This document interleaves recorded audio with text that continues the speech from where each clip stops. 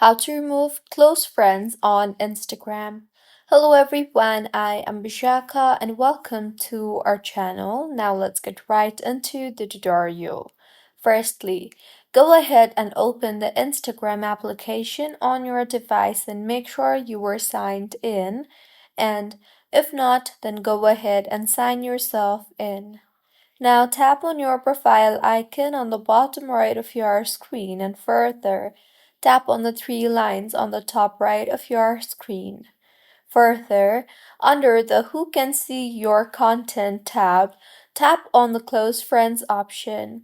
You will now be able to view the list of all your close friends. You can simply tap on the individual's username whom you no longer want as close friends one by one manually, or if you want to remove all your close friends all at once, then you can tap on the Clear All option you see there and remove all your close friends at once. Finally, tap on the Done button in order to save the changes that you just made. So, this is how you can remove close friends on Instagram. If you find this tutorial helpful, please like the video and do comment if you have any queries.